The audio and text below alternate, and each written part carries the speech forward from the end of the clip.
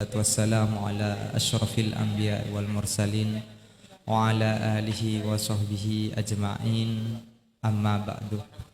Rabbi israh li sadri wa yassir li amri wahlul 'uqdatam min lisani yafqahu qawli waj'al li wazira min ahli. Allahumma iftah lana hikmataka wansur alaina rahmataka min khazaini rahmatika ya arhamar rahimin. Sahabat-sahabat yang berbahagia, terima kasih sudah hadir dalam acara ngaji bareng bersama Gus Baha. Terima kasih juga kepada sahabat-sahabat Mahat Ali, alumni dan simpatisan yang saat ini sedang meramaikan pengajian secara online, masih di channel Mahat Ali.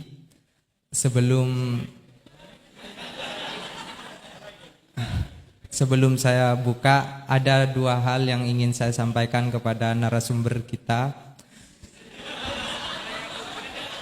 Yang pertama, kami mengucapkan terima kasih atas perkenan hadir untuk yang kedua kalinya. Sebenarnya Mahat Ali kemarin ada rencana sowan ke dalam Gus Baha, tetapi karena lockdown akhirnya kami tidak bisa, dan insya Allah kalau sudah keadaan memungkinkan kami akan ke sana biar sah menjadi muridnya. Itu yang pertama.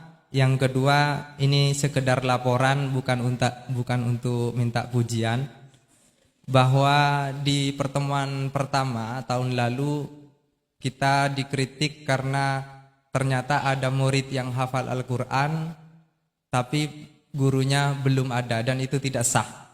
Alhamdulillah, belakangan ini sudah ada 3 guru Mahat Ali yang hafal Al-Quran, Gus. Ya. Bisa. Yang pertama mohon disiapkan Ustadz Ahmadi Muhammadiyah ya.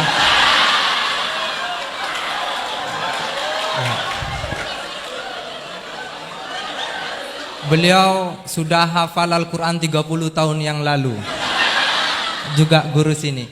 Dan yang kedua Ustadz Miftahus Surur, kurang lebih 18 atau 20 juz. Terus yang ketiga Ustadz Wandi, kurang lebih 15 sampai 17 juz. Dan yang lain di moderator sendiri di berbagai juz, ayat-ayat ahkamnya aja.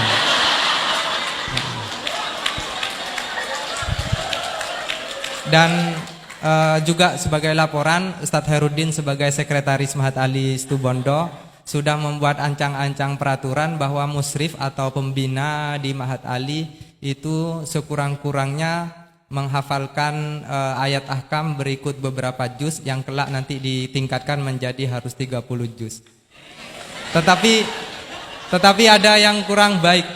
Setelah itu aturan itu berlaku untuk yang daftar jadi dosen. Kalau yang sudah jadi dosen, bagaimana Ustadz Herudin? Ustadz Herudin mengutip Al-Baqarah tentang ayat riba itu, Gus. Faman ja'ahu mau'idatum mir rabbih fantaha falahu ma salafa.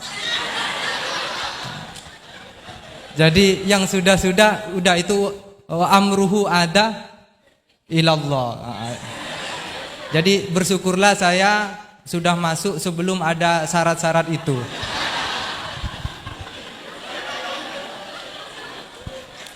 Dan yang terakhir, saya sudah kapok juga untuk mengatur kiai. Saya tidak akan ngurus temanya apa, waktunya berapa. Saya persilahkan sesuka-sukanya juga saat ini dalam pengertian yang hakikat. Bukan hanya karena kapok ngatur ya, tetapi juga beliau sudah berjanji tidak akan lebih 45 menit tahun lalu. Jadi ini hanya soal menagih janji saja. Saya persilahkan kepada yang mulia. Teman-teman gitu, ketemu lagi. Pakainya pakai apa tuh? Di sini kajiannya pakai apa? Fikih usul fikih, komposit. Pakai kitab apa? Kalau M2 Jamul Jawami, kalau M1 kayak usul, yang mutakallimin, kalau yang muqaran usul fikih. Jamul Jawami ngambilnya gampang, ngambil sisa. Ada nggak? Ada Jamul Jawami. Satu. Maunya ngambil yang gampang itu udah ada tuh. Jamul Jawami. Mundur takut dites. Yang dites gurunya.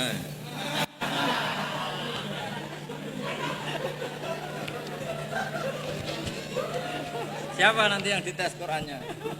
Kamu ya?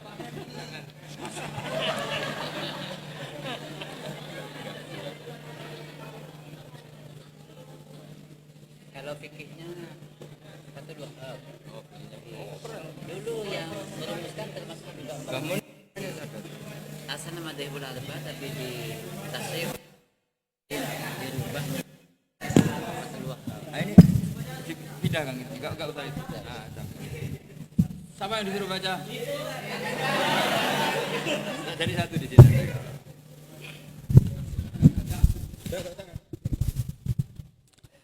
Assalamualaikum warahmatullahi wabarakatuh. Bismillahirrahmanirrahim. Allahumma sholli wa sallim ala sayyidina Muhammadin wa ala alihi washabihi ajmain. Amma ba'du. Semoga semua di sini dimaafkan Allah taala. Karena ganggu wong top. Top cara pangeran, angger mukmin ya top. Begini ya, jadi saya tahu banyak foto-fotonya Mbah Mun ketika sama Ki As'ad.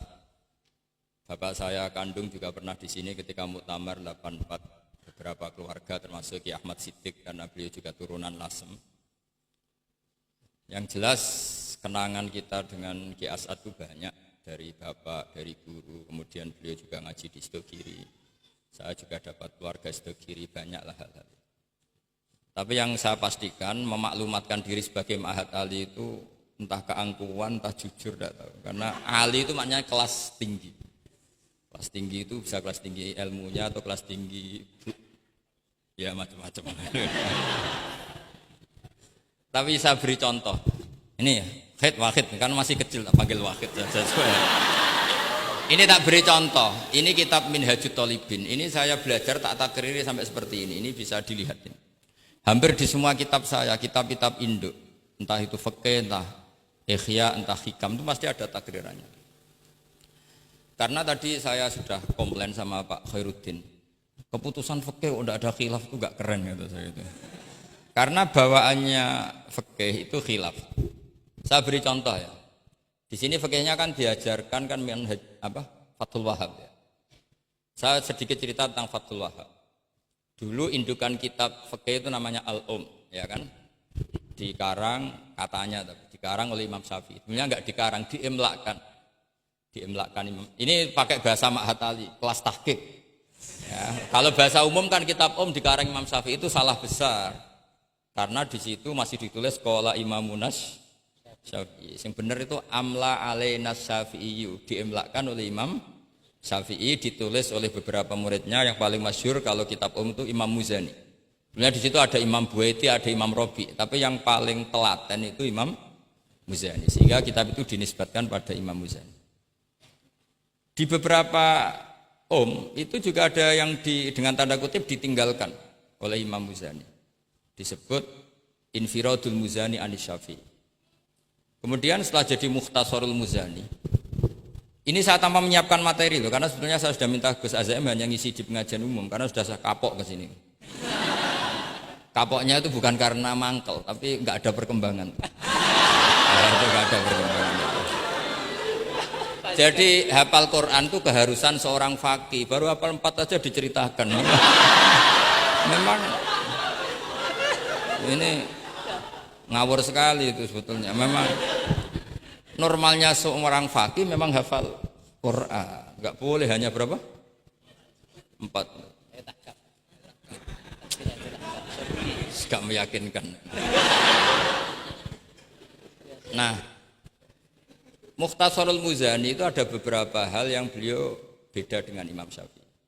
Kemudian disarai namanya kitab Nihayatul Matlab fi Dirayatil Madhab oleh Imam Haramain. Saya punya kitabnya dan tak pelajari. Oh, ini maklumat. Bukan niat sombong, ini niat cerita fakta. Nihayatul Matlab fi Dirayatil Madhab.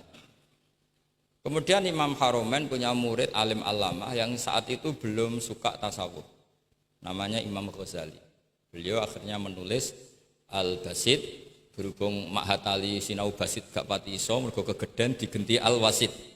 Al-Wasit ora pati disinaoni diganti apa? Al-Wajiz. Alhamdulillah kayaknya Pak Khairuddin juga enggak punya. Punya kitab Wajiz.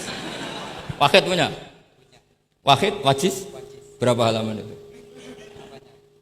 Kitab Wajiz itu. Berapa halaman? Tebelnya aja kira-kira seberapa tebelnya? Ya, tebelnya seberapa? Kalau nggak tahu isinya paling nggak tahu tebelnya. Harganya masih ingat ya? Kalau nggak tahu isinya tahu harganya ya. Cetakannya DKI apa?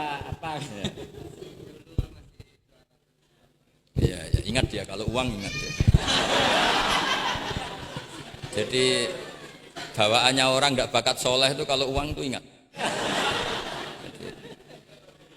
Terus setelah itu diringkas lagi sekaligus ada kritik tertentu, komplain tertentu disebut al-muharrar. Jadi memang syaratnya fikih itu harus ada yang komplain karena nggak bisa final. Disebut apa? Al-muharrar. Al-muharrar itu ya sudah dinamain al-muharrar yang sudah diteliti oleh Imam Rafi'i. Ada yang komplain lagi ya setengah sarah tapi setengah komplain. Namanya Minhajut Thalibin.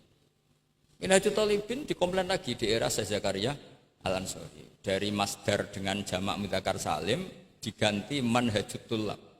Ya maknanya sama, minhaj sama manhaj maknanya sama, thalibin jamak mudzakkar salim, tullab jamak taksir. Jadi asli ini yo cara Jawa mau akal-akalan tok, minhajut thalibin jadi manhajut tullab. Kemudian manhajut tullab itu dikarang sangat ringkas. Sehingga yang baca itu tidak paham. Mu'alifnya akhirnya dengar-dengar kalau anak-anak Matali itu tidak paham. Akhirnya terus manhajut tullab disarai sendiri oleh Syekh Zakaria Al-Ansari. Jadi Fathul Wahab. Loh alhamdulillah ya masih banyak yang enggak paham. Padahal sudah sarah. Harusnya sarah kan gampang. Ya tidak paham itu bagus kan kita ngaku tidak paham tawadhu. Daripada ngaku paham enggak paham mendingan ngaku enggak paham kan. Kemungkinannya dua kalau ngaku enggak paham. Mungkin tawadhu, mungkin betul adanya. Yang kedua lebih Nah saya cerita sedikit tentang kenapa fikih itu harus ada dan selalu ada khilaf. Karena itu masalah furu'iyah apa? Saya beri contoh, ini kitab Minhajut Thalibin dan saya punya catatannya banyak. Oh sampai gini, sampai sarah-sarahnya punya. Terus catatannya ya banyak. Saya bangun tidur aja bisa, saking seringnya belajar. Dan saya alhamdulillah tidak punya masalah ingatan, jadi kadang banyak guru punya masalah apa? Ingatan. Tapi tidak perlu dianggap harus kemana gitu, ke rumah sakit apa, tidak perlu, nggak ingat gitu. Misalnya sampean tak kasih tahu, siapa paling pinter jagomu tak bedaan. Yang namanya sujud misalnya. Sujud itu apa coba? Secara lughat. Wat'ul jabha alal ardi. Sehingga Imam Rafi'i berpikir sujud itu asal ada wat'ul jabha alal ardi ya sah adanya. Dan beliau mengklaim, ini saksinya Pak Khairuddin ini, wasabe as-sujud wa aqalluhu mubasyaratu ba'di jabati musallahu. Ya. Beliau hanya mengatakan wala yajibu wat'u yadaihi wa rukbataihi wa qadamaihi fil azhar. Wala yajibu. Ini kalau enggak percaya, kapan baca? Masih tarahum bisa ya? Coba baca. Wala yajibu supaya wat'u yadaihi pakai nada Indonesia jangan nada negara sebelah coba. Wala yajibu wa rukbataihi wa qadamaihi fil azhar. Jadi menurut Imam Rafi'i ketika sujud itu tidak harus wat'ul yad, tidak ada wat'ul rukbah, tidak ada wat'ul. Nah, karena secara lughat yang namanya sujud itu ya seperti itu, wat'ul jabha. Dan sujud itu sudah dikampanyakan sedemikian rupa bentuk apa ketertundukan tertinggi yaitu dengan wat'ul jabha. Artinya posisi kepala di bawah pantat. Tapi terus Minhajut Thalibin, padahal Imam Rafi'i ketika ngarang itu menyebut fil adhar dalam kitab Al-Muharrar. Terus kultu kata Imam Nawawi al-adhar wujubuhu. Ya masyhur kan karena Imam Nawawi berdasar riwayat umirtu an asjuda ala sabati azumin al-jabha wal yaden warubaten wal qadam. Saya baca lagi ya umirtu an asjuda ala sabati azumin apa al-jabha wal yaden warubaten wal qadamen. Nah, andekan Imam Rafi'i ketemu Imam Nawawi, kamu ikut kubu siapa? Nawawi kan?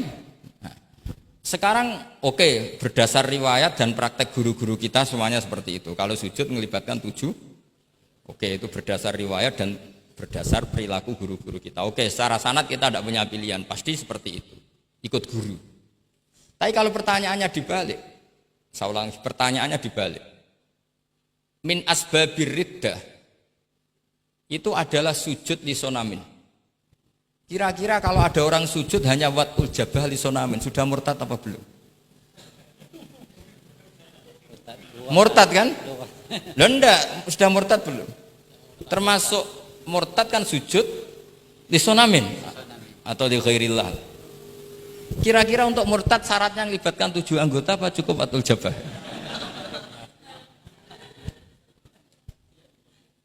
Untuk sah menjadi murtad.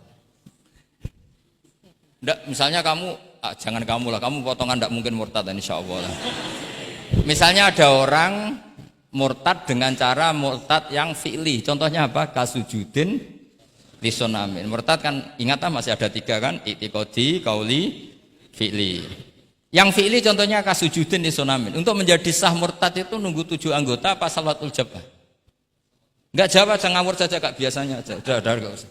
Kan biasanya ngawur terus enggak apa-apa, masih anak-anak aja. Hati-hati aja tetap ngawur apalagi. Enggak, menurut kamu sudah murtad belum? Ya kan murtad kan? Artinya kalau itu sah untuk menjadi murtad, harusnya juga sah untuk menjadi sujud. Karena sama-sama simbol. Sujud watul jabah faqat ya simbol takzim ke Allah setinggi-tingginya. Kenapa menjadi murtad? Karena ini simbol hormat kepada sonam setinggi. Sehingga Imam Rafi'i berpendapat sujud itu tidak harus melibatkan anggota 7.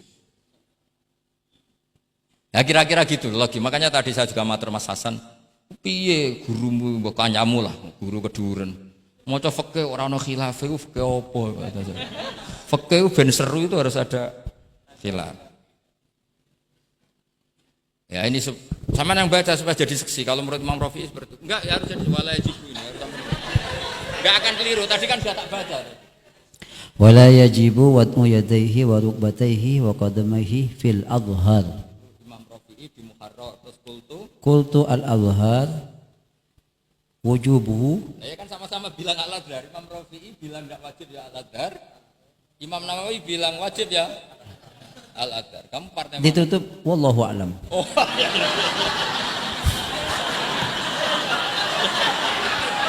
Nggih ada Gus.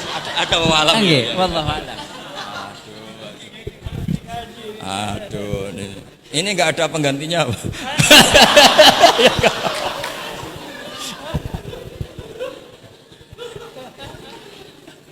Jadi fikih itu mau tidak mau harus khilaf karena sudut pandangnya seperti itu. Misalnya sopan itu baik. Misalnya saya di sini, kiai kamu saking sopannya itu dodok mulai sana itu bagus. Tapi nak kiaimu apa kepleset terus kue sopan. Sedang kiaimu kesemper lagi dok. Sehingga kita sebagai kiai itu mikir sopan itu bagus. Tapi kalau berlebihan kan tidak efektif kan. Cong aku pengen jedeng tuntun kayak kokono. Kalau sini tuh kan deprok terus melaku ke sini. Jadi makanya ya kita harus ngeritik juga, sopan berlebihan juga akhirnya ada efektif. Jong sedang kiaimu tiba mati kayak lagi dok kan gitu kan. Nah, sekarang perempuan juga gitu. Mbak-mbak yang cantik tuh baik sopan apa baik tidak sopan? Baik tidak sopan. Karena kalau sopan sama Pak Wahid, ayu sopan, mesti eling terus ra iso turu. Tapi nak ra sopan, seneng aku, gaji ini Mahat Ali mau piro. Itu langsung lupa. Dan itu bagus karena melupakan Nah, lo betul ini kan katanya tadi siapa yang hafal Quran? Ya nisa an-nabi lastunna ka ahadim inan nisa. Ini taqaitunna fala takhdu'na bil qaul fayatma alladzi fi qalbihi marad. Wahai orang-orang yang cantik, kalau ketemu lelaki itu jangan terlalu sopan. Fala takhdu'na bil qaul. Kalau ngomong jangan terlalu khudu karena bawaannya lelaki yang fi qalbihi maradun, khudu itu dianggap mau. Saya tadi ada Mbak cantik sama Pak Khairuddin atau sama Pak Wahid sopan. Mohon kula derek guru mawon. Mesti pikirane, oh maksudnya gelem tak wayo. Mesti ndak wae.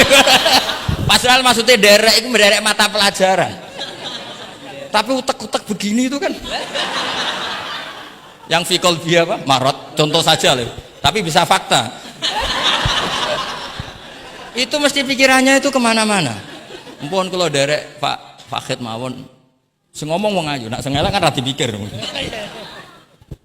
Sehingga unik. Khusus perempuan yang cantik itu sopan itu tidak baik di dalam komunitas lelaki yang fi qalbihi, karena pikirannya mesti, padahal Mbak tadi bilang gitu maksudnya anut Pak Wahid, ikut mata pelajarannya, tapi pikirannya sampean kan bisa enggak gitu. Fala takhda'na bil qawli fayatma alladzi, itu hebatnya Quran. Jadi psikologi lelaki juga dibicarakan.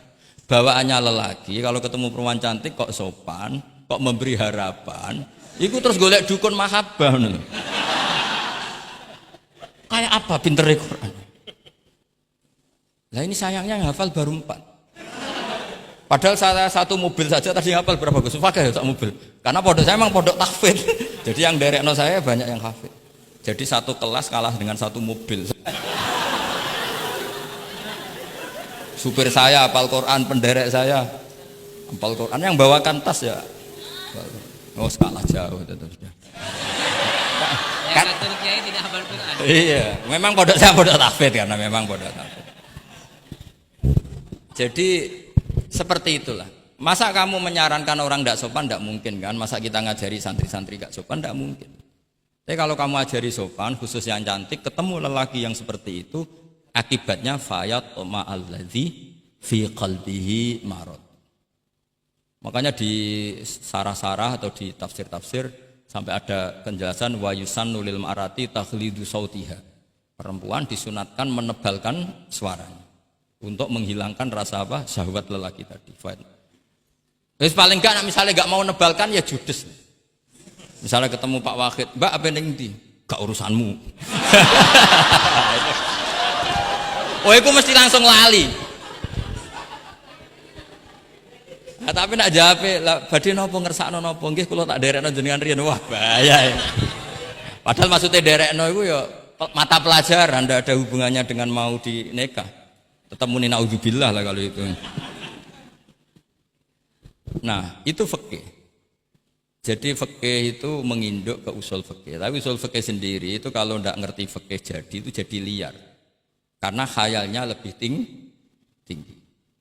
Makanya banyak orang yang pengagum usul fikih itu jadi liberal karena terus terlalu banyak khayal. Maka pondok-pondok itu harus ada fikih dan ada usul. Saya beri contoh liar itu begini misalnya. Maqasidus syariah itu kan bisa subjektif.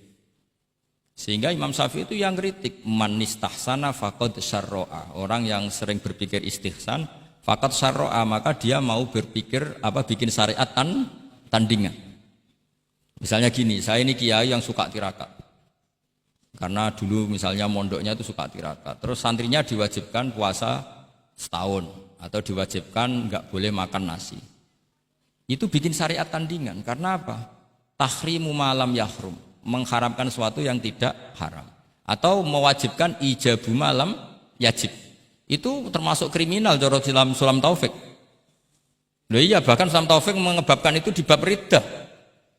Saya ini sudah tak toleransi, tak tulis minal kabair. Kalau di Sulam Taufik dimasukkan bab riddah. Karena ijabu malam yajib berarti bikin syariat. Atau tahrimu malam yakhrum juga artinya bikin. Tidak tahu, guru di sini biasanya tahrimu malam yakhrum apa tahrimu malam yukharram. Umumnya bacanya apa?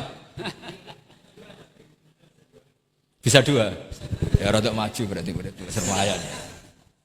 Nah, tapi kamu tidak bisa menyalahkan kiai-kiai yang mengharuskan muridnya tirakat karena itu cara untuk kasrus syahwah misalnya, untuk memecah syahwat. Tapi tetap saja nggak boleh mewajibkan karena nanti ada syariat tandingan. Nggak boleh. Syariat ini sudah sempurna, nggak boleh ada syariat baru.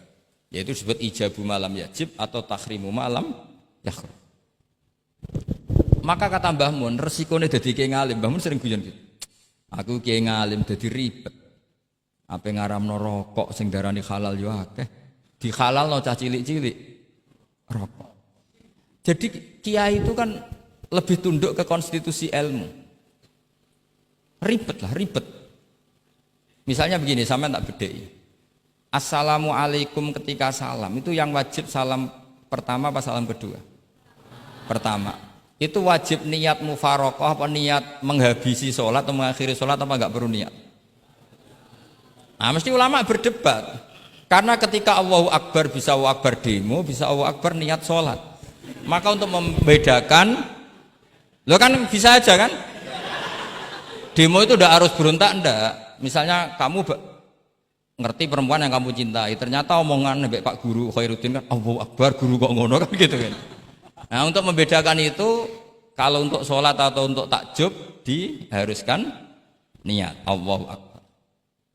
Nah, sekarang salam harusnya juga ada pikiran begitu. Ini salam karena ketemu orang, apa salam karena keluar dari sholat. Makanya selalu ada ulama yang berpendapat wajib niatul khurud minas sholat. Karena logikanya kalau Allahu Akbar wajib niat sholat untuk membedakan Allahu Akbar yang wiridan, Allahu Akbar yang takjub, Allahu Akbar yang demo, untuk membedakan itu semua niat. Salam juga gitu, salam mubalek, salam kenalan, salam apa, harusnya pembedanya adalah niatul khurud minas sholat. Makanya saya tadi itu komplain sama Pak Khairuddin, itu Fasul Masail Fikih kok ada khilafnya, hebat betul orang itu kata saya itu. Itu yang putri tadi. Oh, yang putri itu. Nah, jadi apa? Kaidah-kaidah seperti itu nggak bisa dihindari, khilaf-khilaf seperti itu nggak bisa dihindari. Ini saya baca ya, misalnya contoh-contoh yang itu mulai apa? Mulai salam ya.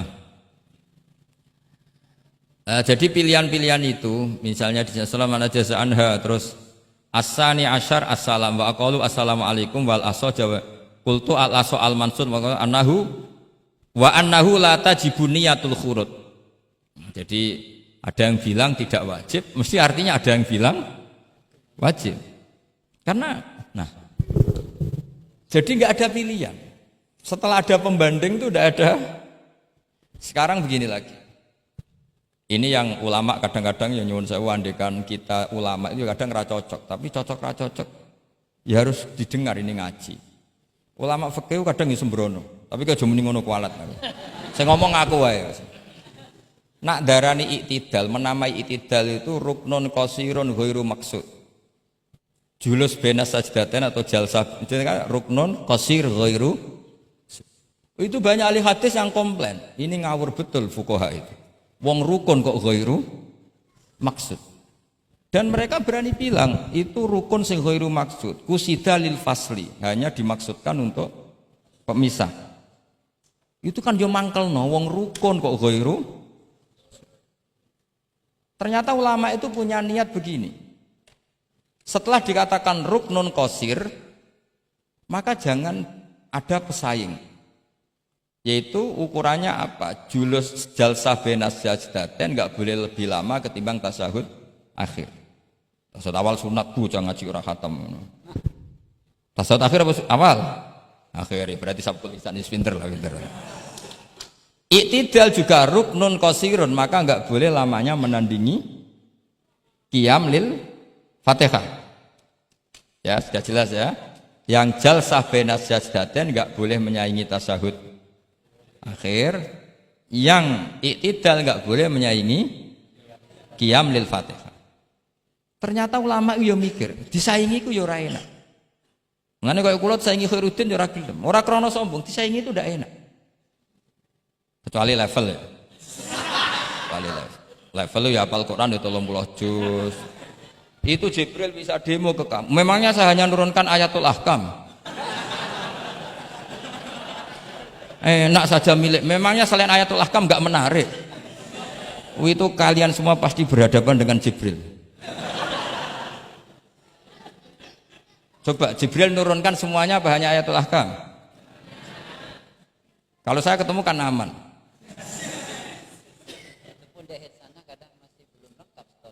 Iya bahaya kamu itu. Nah, ketika wajib gak mau disaingin, ini ternyata menginduk ke mazhabnya Abu Bakar As-Siddiq. Di antara sifat Allah paling keren itu la syarikalah. Di mana-mana zat yang top itu gak mau saingan, dan itu normal karena memang gak ada yang setara dengan Allah. Suatu saat Abu Bakar itu pulang. Ini nanti saya cerita fikih banyak. Kamu pasti setelah ini tambah pinter, tak jamin. Bukan barokahnya saya lah, barokahnya Mbah Mun, barokahnya Mbah As'ad gitu. Tapi kena ras sombong yang termasuk barokahku lah gitu ya. Nak kamu tidak sombong. Tapi sombong juga gak apa-apa. Wis biasa salah, orang salah sombong salah liane. Abu Bakar pulang. Di situ itu istrinya menyediakan beberapa makanan untuk sahur.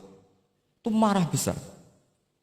Apa kamu mau menandingi Ramadan sehingga puasa sunat aja persiapannya seperti ini? Bahkan sebagian riwayat itu beliau memukuli kidrun, jadi itunya ada yang dirusak lah kira-kira gitu. Ini dengerin betul, nanti akibatnya di fikih. Makanya di fikih apa? Sholat fardu itu nggak mau kesaingan. Sholat fardu wajib qiyam liqadirin. Nggak boleh sholat sunat bersyarat begitu. Harus sah qu'ud meskipun ma'al qudrah. Karena fardu itu nggak mau kesaingan. Jadi fardu ya rada egois kira-kira gitu. Nah, mesti sama lagi krungu iki gitu. Maksudnya sering roh hukumnya tapi baru tahu logika ini. Loh aku rasa udon soal yakin. Soal yakin. Karena fardu itu nggak mau. Poso fardu wajib tabyitun niat. Nginep non niat mulai malam. Poso sunat tidak. Ketemu jam 9 kamu belum makan, belum ada dukhulu syai'in fi jawfika. Terus niat puasa sah enggak? Sah. Ada bedanya enggak fardu sama sunat? Ada. Salat fardu wajib itmam. Puasa wajib itmam. Puasa sunat amiru nafsi. Wah, puasa sunat kok bojo lagi apian bisa kamu batalkan. Tapi nak puasa fardu, oh sanksinya berat. Itku rokobatin sampai ya siamu sehari ini apa? Mutatabi'an. Terakhir itamu sitina. Tapi kalau puasa sunat amiru nafsi, kamu terus ge monggo, ndak terus intinya fardu itu nggak mau disaingin. Batin fardu egois kata saya. Nah, Abu Bakar sampai begitu. Ono wong poso sunat kok sampai nyiapno buka, nyiapno sahur ku marah. Bahkan marahnya nggak sekedar di hukumnya, di perlakuannya. Kamu itu memperlakukan puasa sunat aja kok kayak memperlakukan fardu. Hanya di menunya, di persiapannya. Dan ternyata Imam Syafi'i benar, ternyata di hukumnya juga harus beda. Misalnya tadi, qiyamul qadir fil fardi wajib qiyam. Tapi kalau sholat sunat, boleh qu'ud walau ma'akul qudrah alal qiyam. Jadi ini ulama. Ini perpaduan usul fikih dan fikih. Jadi fardu itu ya agak angkuh lah kira-kira gitu. Angkuh itu kalau baik namanya izzatun nafs. Memang harus beda. Lah di sini. Nah, di bab zakat juga sama. Ukuran wajib itu apa? Akhdhal imamu qahron atau la yuqta'u yadu sariki. Ben kita tambah pinter. Tetap goblok ya ora apa-apa zaman akhir, tapi kita tak pinterno sithik. Ketika seseorang diputuskan wajib zakat, kok tidak mau zakat? Efek hukumnya apa? Akhdhal imamu qahron, imam boleh ngambil paksa.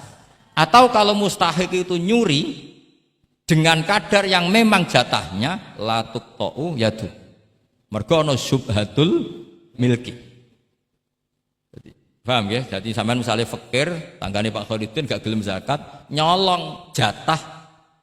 Andaikan dia lomo mustahik kamu itu dapat sekian.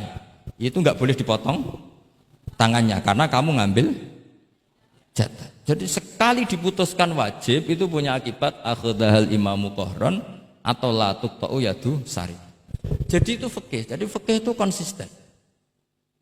Nah, sekarang yang dikatakan fikih itu ainut ta'ah apa shawab, apa hak. Nah, itu yang ulama berdebat. Sekarang misalnya sampean tak bedheki begini. Sing darani salat sing sah iku madhep kiblat. Betul kan? Ya, betul. Masih ingat ya? Sekarang madhep kiblat itu menjadi baik karena nurut Allah apa karena madhep kiblat? Karena nurut Allah. Sehingga semangat fikih itu semangat taat ning Allah. Falau sholla arba'a raka'atin bi arba'i jihadin itu enggak perlu i'adah.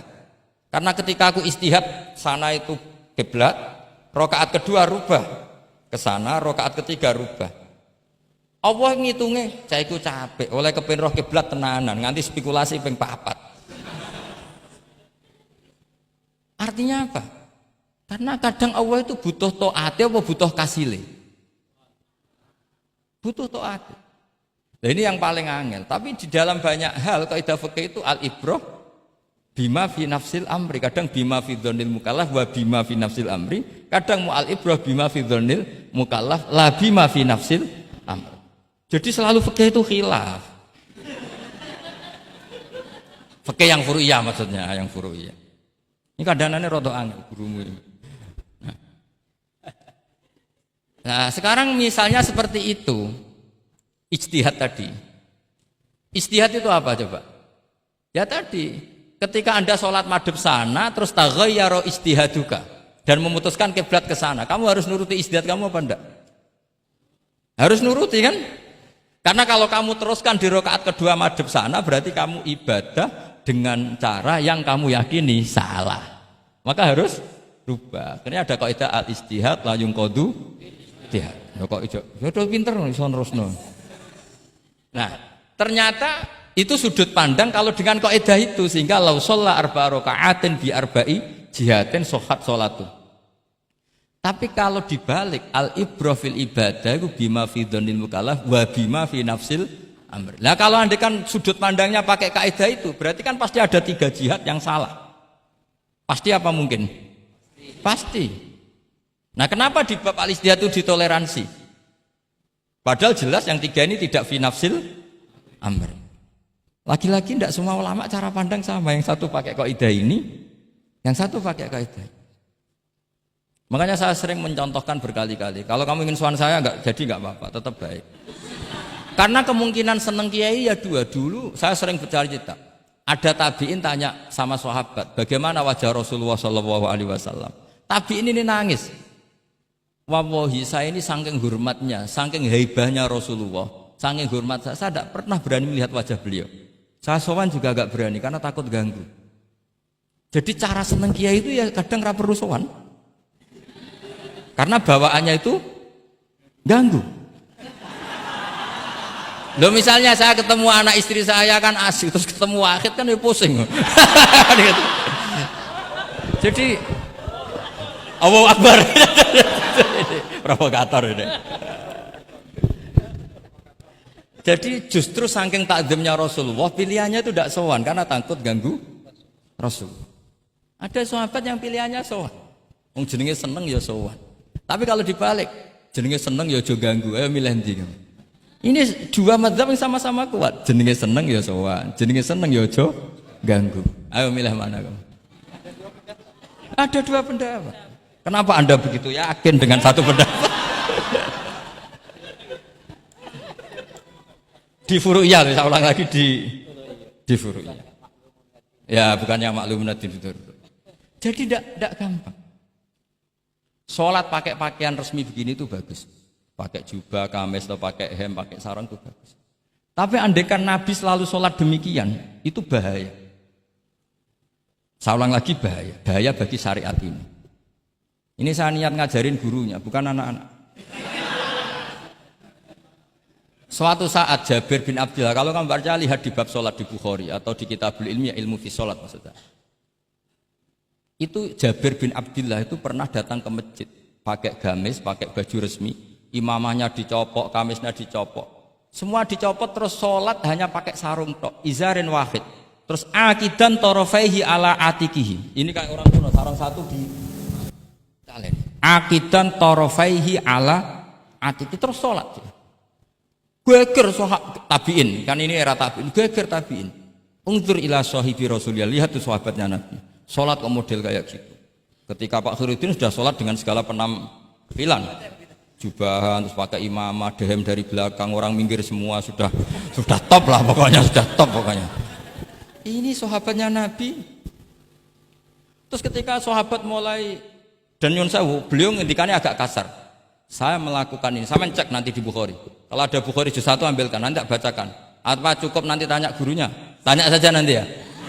Kalau 5 menit menemukan berarti dia sudah paham. Kalau ngasih waktu 1 hari masih cari-cari berarti. Ukurannya gampang. Kalau saya setengah menit langsung ketemu. Nanti ya cukup gurunya ya, nanti kasihkan. Kalau bilang besok berarti belum tahu. Tapi kalau 5 menit kok ketemu ya sudah lumayan. Kata Jabir bin Abdillah, saya melakukan ini liyaroni al-ahmak misluk. Keras sekali. Saya melakukan ini supaya orang ahmak kayak kamu itu tahu. Ahmak itu terjemahnya nggak usah diterjemah. Ya pelai jahil atau teman akrabnya apa? Jahil yang agak kebablasan itu namanya apa? Ahmak. Jahil yang ya sudah seperti itu. Ternyata itu berkahnya Masya Allah sampai sekarang. Beliau terus ngendikan, ra'aitu Rasulullah sallallahu alaihi wasallam yusolli hakadza aqidan tarafai izari ala aqiqi. Andai kan itu enggak pernah dilakukan seorang sahabat yang bersaksi Rasulullah pernah melakukan itu, maka kita akan menganggap sholat jubahan resmi seperti itu menjadi syarat sah. Pakai hem seperti ini resmi menjadi syarat sah. Barokahnya itu diketahui, oh yang paling pokok itu satrul aurah, yaitu mabena surah warubah. Jadi tidak konsisten itu kadang penting untuk menjaga varian hukum. Loh, Nabi itu nggak pernah terawih. Andai kan Nabi terawih terus, maka akan dikira terawih itu wajib. Nah barokahnya nggak pernah terawih, itu kamu bisa nggak terawih kan gitu. Maksudnya ya boleh nggak terawih. Ya, kalau nanti pengurus mewajibkan, carikan takbir sulam taufik ijabu malam. Bisa masalah besar itu. Nggak ada. Ini cerita ilmu, nggak cerita perilaku. Nggak ada. Ini cerita ilmu, nggak cerita apa? Perilaku. Jelas kan? Jadi kadang seperti itu penting. Contoh lagi, dan ini sering saya utarakan. Ketika Nabi Fathu Mekah, tofa ashabu jami'an, itu musyatan.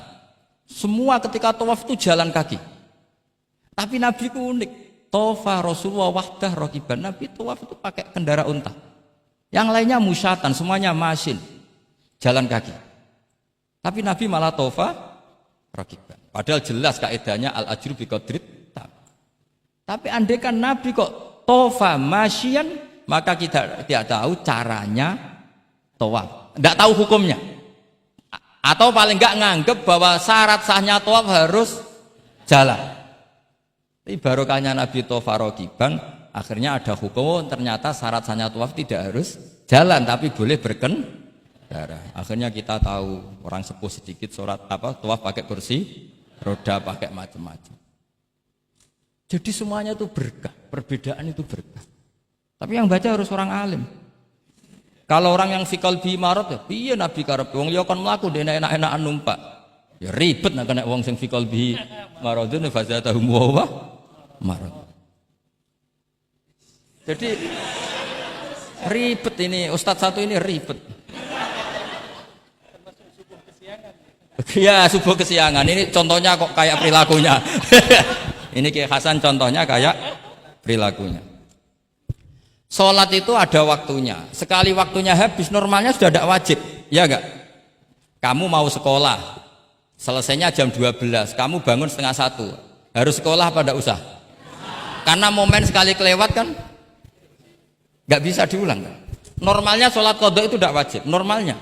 Karena momen waktunya sudah habis. Dan qadha normalnya juga nyuwun sewu haram. Normalnya. Tapi berhubung Pak sering qadha terus bilang nggak haram kan? Karena yang qadha bukan hanya santrinya tapi apa? Gurunya. Tapi nyuwun sewu, Nabi itu tahu ditakdir qadha. Saya tidak bilang Nabi qadha, ditakdir qadha. Ini bedanya Nabi dengan kamu. Nabi pernah ditakdir qadha. Dan nyatanya Nabi tetap sholat. Akhirnya jadi syariat qadha itu tetap. Andai kan Nabi tidak pernah qadha, maka orang cara berpikir waktunya kan sudah habis. Pasti malaikat bagian nyatet sudah enggak ada. Lah lha apa salat wong sing nyatet wis tutup buku kan? Karena logika waktu itu kalau momennya kelewat ya sudah normalnya. Tapi agama ini tidak seperti itu. Berhubung Nabi pas qadha juga sholat. Itu kayaknya juga jamaah ya. Wah itu yang ribet itu. Ya kan jamaah kan itu. Jamaah kan? Wah aku nak mbok praktekno ning pondok. Ya ribet.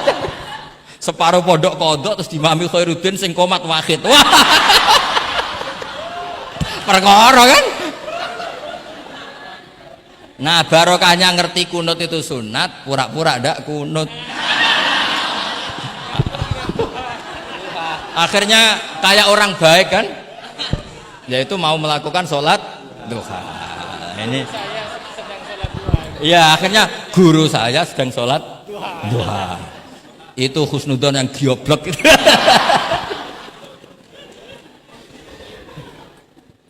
Jadi lah itulah yang jadi analisis usul fikih. Jadi semuanya itu ada analisisnya.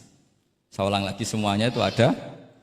Yang jelas itu di antara pantangan Islam itu ijabu malam yajib dan tahrimu malam yahrum. Karena manis tahsana faqad syarra'a. Dan Allah itu enggak suka ada syariat tandingan, itu enggak suka. Karena bahaya kalau semua orang istihsan, bahaya. Saya pernah ini cerita nyata. Ada pengurus yayasan yatim piatu yang sehat. Saya ulang lagi, yang sehat. Sehat yayasannya, sehat apa keuangannya, sehat perilakunya. Datang ke saya minta doa, minta nasihat.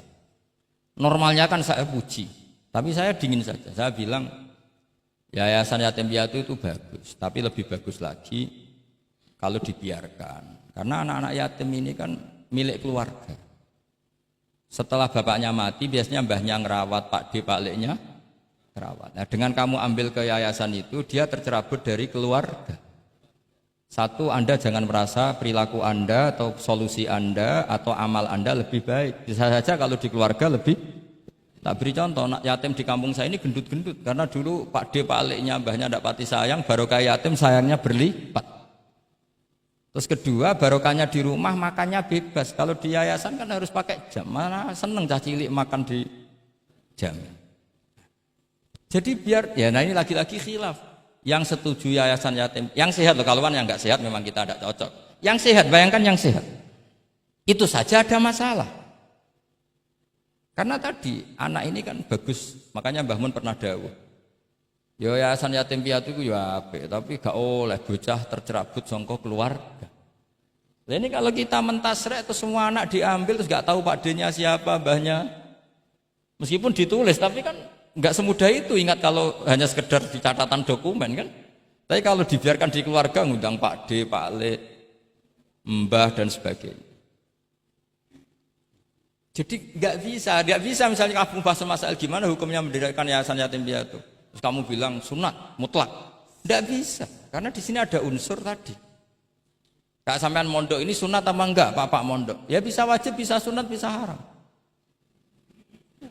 Karena yang haram misalnya gini, kamu di kampung kamu itu andalan, tidak ada orang baik kayak kamu, tidak ada yang bisa ngaji kecuali kamu.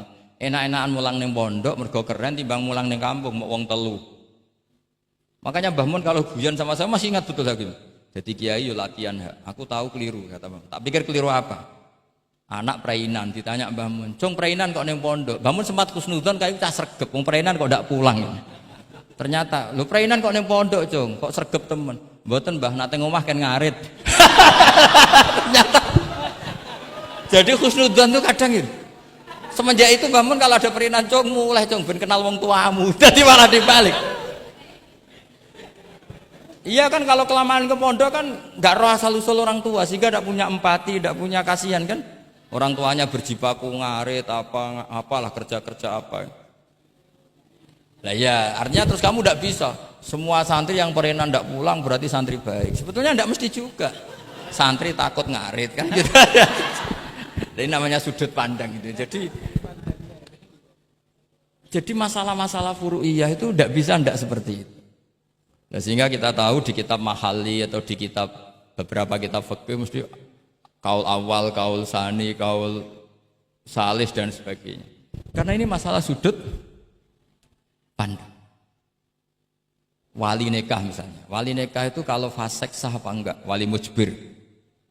Ada ulama yang mengatakan kalau wali mujbir fasik tetap sah jadi wali. Likamali syafaqatih, karena seorang wali ini pasti sangat sayang, meskipun fasik dia orientasi tentang anaknya tetap bagus. Ada yang bilang enggak. Kalau fasik harus dicabut hak walinya. Di mana-mana orang fasik sudah error. Jangan-jangan karena dia pemabuk atau karena dia tukang judi, pikirannya dapat menantu yang kaya meskipun tukang judi. Bahaya ini kalau diberi hak wilayah atau hak wali. Makanya banyak ulama mengatakan sekali fasik dicabut.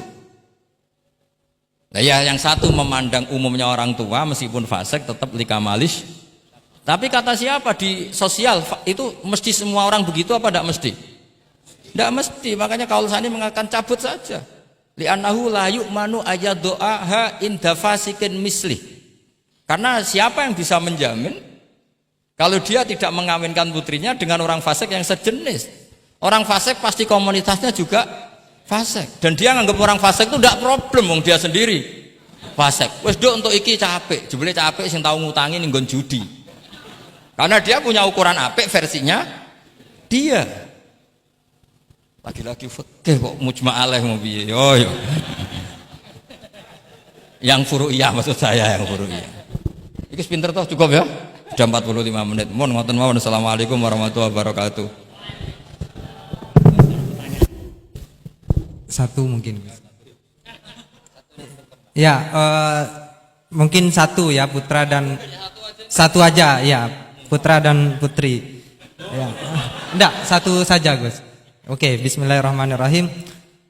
Terima kasih. Mungkin yang tadi perlu saya berikan catatan. Oh ya, catatan kita pinter ya.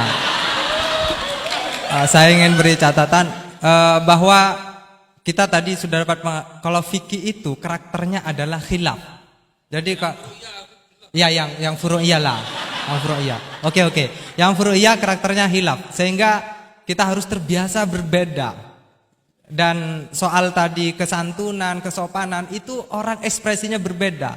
Kadang kita salah ketika kita mengkritik, kadang ketika kita berbeda pendapat kita lalu dianggap tidak santun. Padahal ulama-ulama kita soal urusan furu'iyah itu hal yang biasa.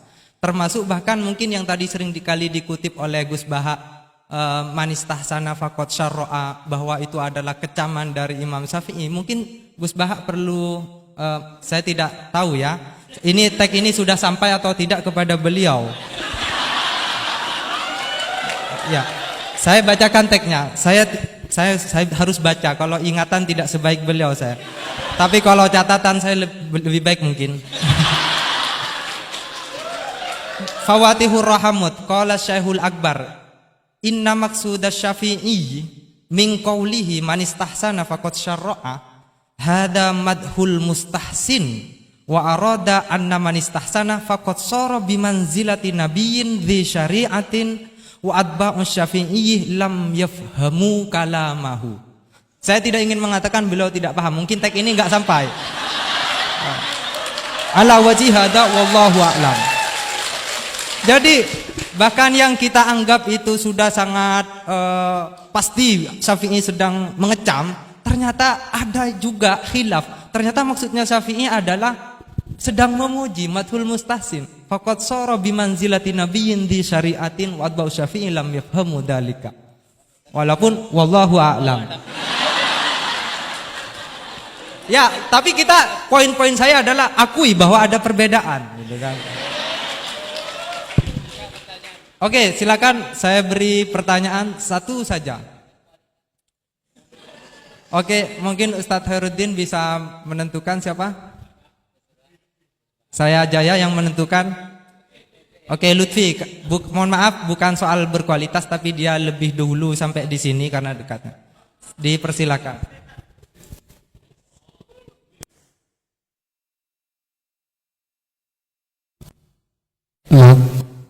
Assalamualaikum warahmatullahi wabarakatuh. Haji Ahmad Bahauddin Nur Salim atau yang lebih dikenal dengan Gus Baha yang saya takzimi dan semua guru-guru saya yang saya hormati. Kita banyak mendengar tadi bahwa di dalam fikih yaitu furu'iyah itu sudah terbiasa terjadi khilaf di antara kalangan ulama. Ada satu redaksi yang bagi saya cukup ada satu yang menurut saya di antaranya di dalam Bujairami al-Khatib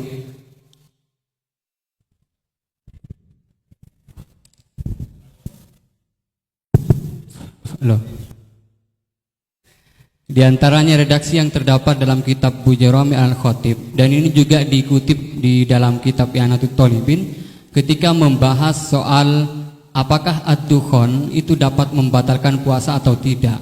Dukhon yang dimaksud di sini adalah dukhon yang masyhur dengan kata at-tutun atau tembakau, atau dalam konteks sekarang mungkin rokok. Itu kan ulama sebetulnya berbeda pendapat, bukan hanya dalam apakah membatalkan puasa atau tidak, bahkan hukum rokoknya aja ulama sudah berbeda pendapat. Tetapi kemudian ada redaksi yang menarik bagi saya cukup muskil, yaitu beliau tiba-tiba mengatakan begini, la'anallahu man ahdatsahu. Semoga Allah melaknat orang yang memproduksi rokok. Itu penting digarisbawahi. La'anallahu man ahdatsahu. Man ahdatsahu bukan man ista'malahu.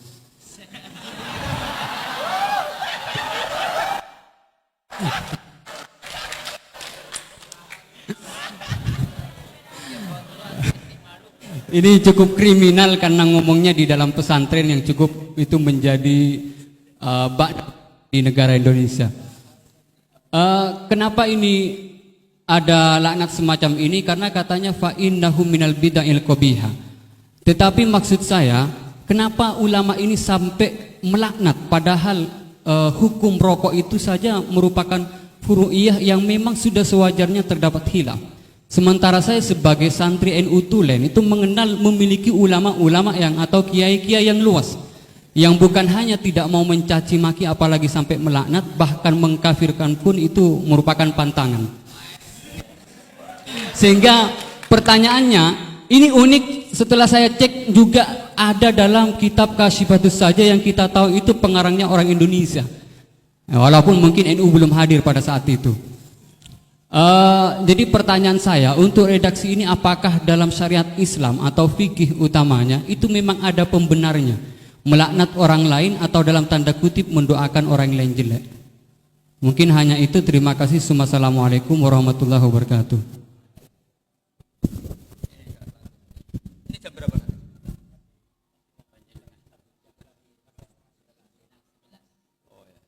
Bismillahirrahmanirrahim. Semoga Allah mengampuni Pak Wahid. Itu takbir itu ngawur sekali. Itu Syekhul Akbar, yang dimaksud itu Ibnul Arabi. Itu termasuk statemen sing mimma yuhaddaru bih. Jadi yuhaddaru anhu. Termasuk fatwa-fatwa yang orang harus menghindari. Apalagi itu justifikasinya wa atba'u syafi'i la yabamuna. Sampean lihat di semua kitab usul fikih itu masyhur itu ibtalul istihsan. Termasuk di kitab Sayyidina Muhammad Syari'atu wa al-Khalid. Semua kitab usul fikih Imam Syafi'i menolak istihsan apa menganjurkan? Menolak. Sekarang keyakinan orang banyak Imam Syafi'i menolak, dengan satu orang Imam Syafi'i memuji. Jumhur versus wahid satu orang. Doakan ya semoga Allah memberi tobat. Loh, saya tuh tahu betul itu.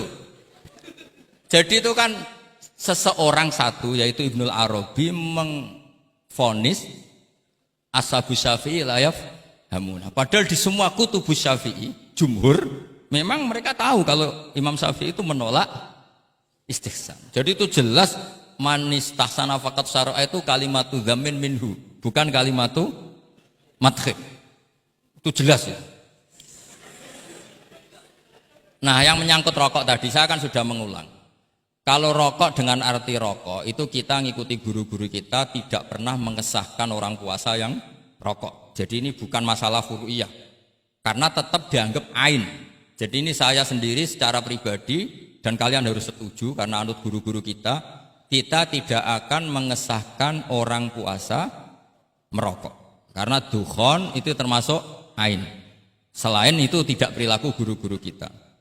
Nah, soal khilaf tentang rokoknya sendiri tidak urusan dengan puasa loh ya, saya ulang, tidak urusan dengan puasa. Itu karena memang tadi malam yadul kan al aslu fil asya al ibahah kan, malam yadulat dalil ala tahrim. Jadi ya taruhannya halal dulu, tapi tidak urusan orang puasa. Saya ulang lagi loh ya. Karena yang salah paham ruwet. Nah, kalau masalah laknat tadi, laknat itu ibaratun anil bukhdi. Jadi tidak, laknat itu tidak harus yang orang itu harus kesampaian lah kira-kira. Jadi kalau sampean tanya hukumnya melaknat orang mukmin gimana? Jelas di Sulam Taufik laknul mukmin itu tidak boleh.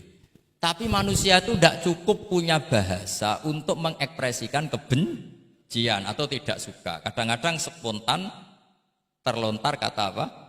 La'anahu. Jadi itu hal-hal yang bawaan sabkul lisan.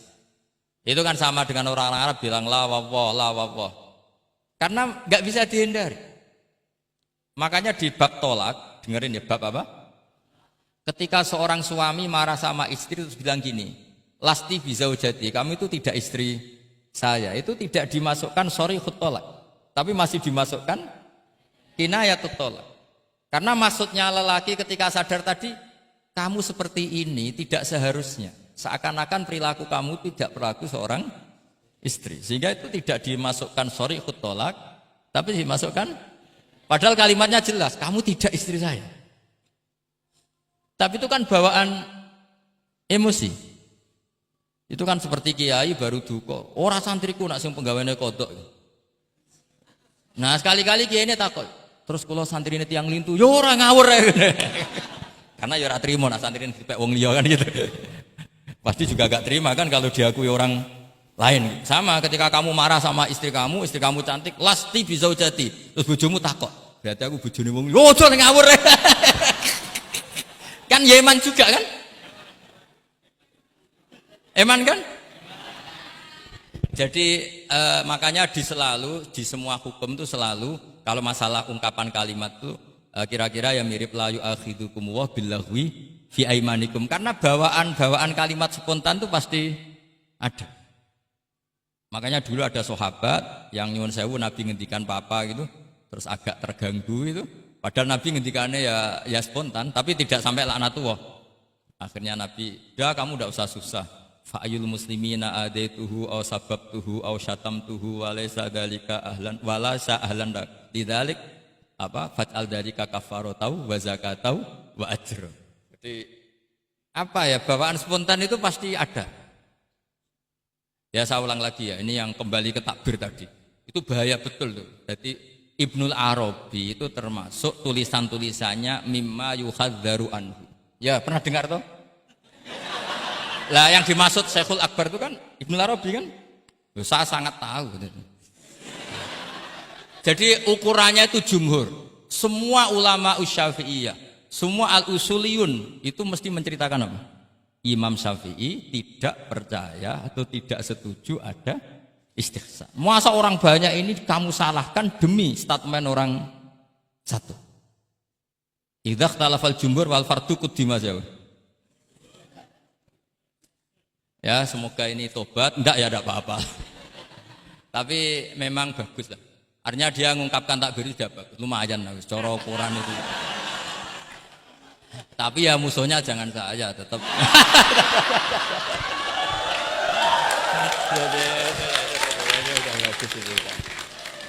Kalau ada yang jauh seperti Abdul Wahab Qardab memadukan yang dimaksud. Oh, enggak mungkin, itu memang salah.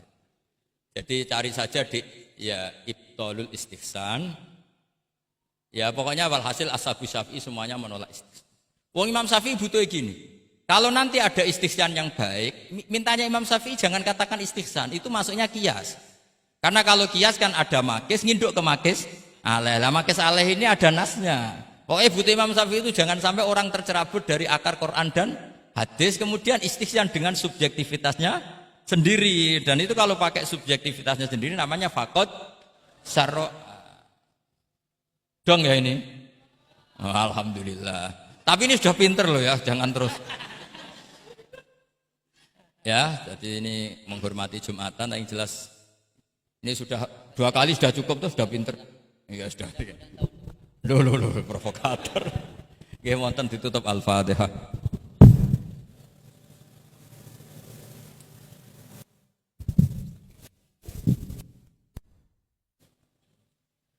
Baik, sekali lagi saya ucapkan terima kasih kepada Gus Bah dan saya mohon ampun kepada Allah dan minta maaf kepada beliau. Memang tujuannya bukan untuk menyaingi ya, tapi untuk supaya sampai tag itu kepada beliau. Biar tingkat kebedaannya berkurang dikit misalnya. Tapi bagaimanapun saya kalah memang. Oke. Ya, kita tutup dengan bacaan surah Al-Asr satu kali bersama-sama. Bismillahirrahmanirrahim. Wal 'asri innal insana lafi husrin illal ladzina amanu wa amilus solihati wa tawassaw bil haqq wa tawassaw bis sabr.